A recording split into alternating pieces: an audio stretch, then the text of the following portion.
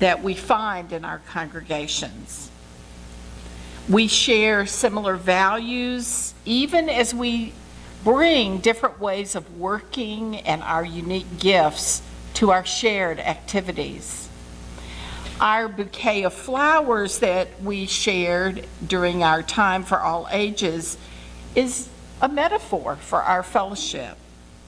As we celebrate our shared life, we are invited to honor not only the diversity of our personal journeys, but also the ways we share our gifts, thoughts, actions, and unique spiritual preferences. One of the blessings and challenges of being part of a group is how our congregation is able to honor our diverse ways of being in the world. Part of what we celebrate as we gather is our ability to embrace the diversity of being part of a healthy community.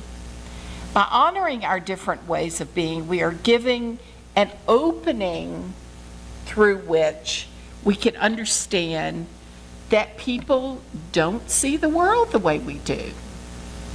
I'll bet unless we're a married couple and we've been married for a long time and you're sitting next to your partner, my guess is if you turned to the person next to you, you might discover fairly quickly that there are things that you assumed the person sitting next to you would agree with you on, that they may think completely differently.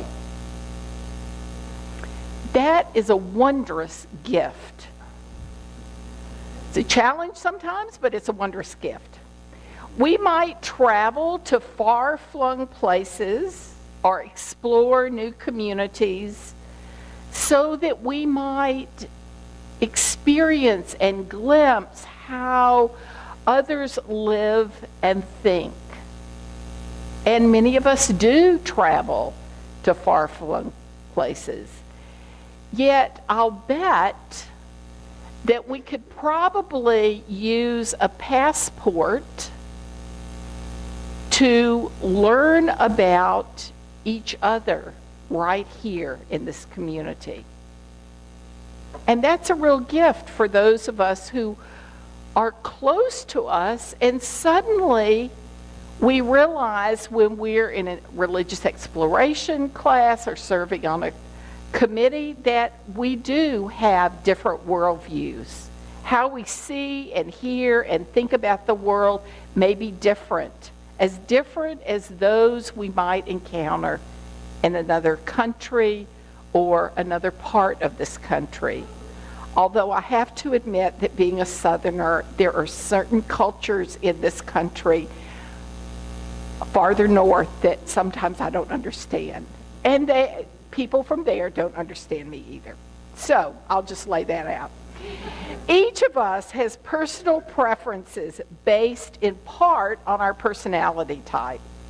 Peter Richardson wrote 4 spiritualities: expressions of self, expressions of spirit, a psychology of contemporary spiritual choice.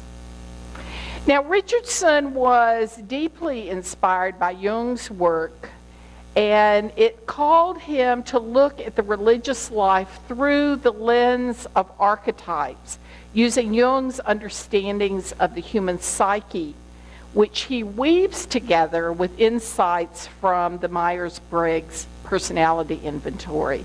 And I will put a proviso here, because there are some people who don't like the Myers-Briggs at all. It's not perfect, but it does offer us some insight into how we might explore the spiritual and religious needs found in our fellowship. So Richardson delineates 4 journeys or paths of faith that are essential to create a rich and inclusive community where the full range of spiritual exploration is embraced and the challenges for our personal growth are recognized. The 4 spiritual paths are the path of unity, the path of devotion, the path of work, and the path of harmony.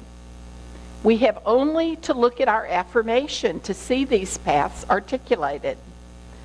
Love is the spirit of this church. and service is its law, the path of work. This is our great covenant, to dwell together in peace, the path of harmony, to speak the truth in love, the path of unity, and to help one another, the path of devotion. All four paths, woven together by love, balance the whole of our human spiritual experience and the breadth of the gifts and talents needed to create a healthy congregation. And Richardson found that none of these aspects of spirituality are linked to one particular view of God or no God, the meaning of life, or what we think will happen after we die. These different attitudes are found in every religious setting anywhere around the globe. The difference has less to do with theology and more to do with each of our personalities. So when we look at how these spiritual paths are present in our congregation, it's important that our Sunday morning services, as well as our varied activities, speak to the diversity of the personal needs of our community members. What a gift for us, because to grow as individuals, we need to engage perspectives that are different from our own. If we only have services or activities that speak to our particular path of faith, then we both exclude people and we're not pushed to grow beyond our area of comfort. While each of us has what could be called our personality home base, each of the aspects of human personality and spiritual type actually reside within each one of us. We have these spectrums that we lean toward, and as we grow and learn, we may shift over a lifetime. We have our own way of relating to the world that's most comfortable, yet as we become more self-actualized human beings, we develop the other aspects of our being to build a greater capacity for self-expression. In this way, we find more balance and meaning in our lives. And I've found over the years that sometimes people say, I want to get involved in the fellowship in some way that doesn't make me feel like I'm at work. Have any of y'all felt that way? Yeah, there's some people who are fessing up. So I once knew an occupational therapist who was like, don't put me on the personnel committee. I want to sing in the choir. At a crossroads in life, a CPA I knew decided that she wanted to become a massage therapist. And people who've been totally head-focused later in life decide they want to explore an artistic, intuitive endeavor. People who have gathered material possessions may choose to then simplify their lives. Renee and I were talking last night. We're going to clean off surfaces in our houses, aren't we? Yes. These life shifts are ways that people expand their capacity to live in a richer, expanded way that expresses a wider range of their being. Our Unitarian Universalist faith encourages us to seek out those areas in which we need to stretch ourselves that are outside our areas of proficiency and our comfort zone. So what about our personalities and these paths of faith? Let me offer a few broad strokes about each path with some perspectives about how people within our community might subscribe to each of these paths and seek different approaches to faith and worship. So first, there is the path of unity that's really favored by thinking intuitive types. The most common trait for this person is a quest for understanding, seeking great principles as well as systematic and global thought.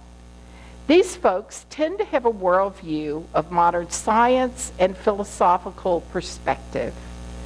Those are the people with that perspective will typically describe a strong desire for clarity in their religious development and an appreciation of a systems approach to organizations. So examples of those on the journey to unity are considered to be the Buddha, Socrates, and Theodore Parker.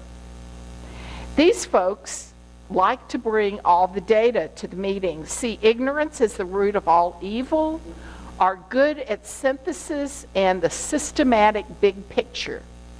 Their Achilles heel is that they're often quicker to see what's wrong than what's right, and can sometimes be seen by others as stubborn or negative. The type of worship, and each one of these things has pros and cons, so don't take anything personally. The kind of worship which most appeals to these members is intellectual discourse, which takes two differing perspectives and finds a way to resolve them to bring greater understanding. Those of us who are on the path of unity want to leave the service feeling smarter and wiser than we did when we came in. On the opposite end of the spectrum is another way, focused by the feeling sensing type people, called the path of devotion. Those of us who are drawn to this type are interested in the here and now rather than future possibilities. Such individuals focus on personal service rather than a global vision. These folks are concrete, practical, interested in acting locally and in present time matters of the heart. If theistically inclined, they see the sacred as close in the embrace of care and tears of joy, in patient care at the bedside of the sick, in sustained acts of kindness and consideration. St. Francis, Muhammad, and Mother Teresa are historic examples of people who followed the path of devotion. These members prefer direct acts of service to abstract discussions of theology. They enjoy and prosper in structured settings. The spiritual quest of these folks is to follow the heart instead of the rules, and their growing edge is to discover their intuition. And the kind of service that those of us who are on this path is much more sensual. We love aesthetics, an environment that speaks to the senses, and prefer a service that incorporates teaching stories and illustrations that are guides for living. And those on the path of devotion want to leave the service feeling cared and loved for. The third way is favored by thinking, sensing people, and this is called the path of works. These folks are the reformers and champions of social engagement with our world. These folks aren't so interested in talking about a problem or figuring out the answer or feeling the pain. These are folks who just want to roll up their sleeves and get to work fixing it. And this is interesting because this is one of those preferences over against the path of unity, where a lot of Unitarian Universalists feel like if we've talked about something, we've done it. The path of works folks, they don't care about talking about it, they want to fix it. So, you can already see some of these tensions that might come up in how we approach things. So these folks are doers, producers who gain their identity through work. They value commitment, loyalty, order, fairness, justice, and responsibility. And guess what committee these folks tend to go toward? Social action. Moses and Confucius are people who are examples of this path. These folks find value in doing their duty, being a steward or caretaker of their congregation, their community, their country, their world. Their spiritual challenge is to learn that there's more to life than work, meeting obligations, and trying to manage everyone's life. The kind of worship these folks prefer is very no-nonsense and practical. In a sermon, they want solutions to today's problems. Because of the vision they hold for a better world, they often become discouraged and disheartened at the state of the world. They want to leave the service energized to go out and make a difference. The last way, favored by the feeling intuitive type person, is called the path of harmony. And it's interesting that in recent years, more and more Unitarians find themselves in this classification, and close to half of ministers of whatever brand tend to be in this path of harmony. These folks view life as an evolution and existence as an opportunity for spiritual growth and discovery. These folks are the world's idealists who are peacemakers and who carry the banner of peace between traditions. They have a future orientation and quest for the harmony beneath all struggles and differences. These folks also have a very mystical component. The historic examples of this path are Jesus and Gandhi. In UU congregation, these folks have a sense of the whole and a vision of possibility for the future. They can often articulate that hope and vision quite well. They like to stay in touch with how people are feeling. At times, they need others to help them get the concrete tasks of the congregational life accomplished. These folks are not interested in getting answers on Sunday morning. They want to get a new question to explore and see how things are more complex and mysterious than they thought. They want to leave the service feeling bigger and thinking more broadly than before, with an expanded sense of their identity, meaning, and present reality. So here we are, a community of seekers, each with our own ways of understanding the world and the sacred, each with our own aspects of personality that need to be nurtured as we seek to balance unity, devotion, work, and harmony in our lives. Each of these four spiritual temperaments and the worship preferences and activity preferences that go with them bring rich depth to our community. What an amazing gift for our community and for each other when we can learn from and honor these spiritual paths as they're expressed in our unique perspectives, with both the gifts and the areas of challenge inherent in each type. So understanding that our community needs people with each of these preferences in order to enrich the health and growth of our fellowship, this understanding reminds us that we are all connected. So by truly honoring and respecting the gifts and challenges that each of us brings, means that we create a community that's a whole. It means that we are able to celebrate our connections. The spiritual teacher Rachel Naomi Remen, whose books, Kitchen Table Wisdom and My Grandfather's Blessings, are really wonderful books that I would highly recommend. But she writes of people she met as her, as a teacher and also head of psychiatry at Stanford Medical School. And she talks about people who have learned to bless one another and to bless life. And so I offer now a reflection on one person who was able to celebrate her connections to one another. And as we consider the profound gift of this woman's life, might we also consider the gifts and the connections that we share with one another.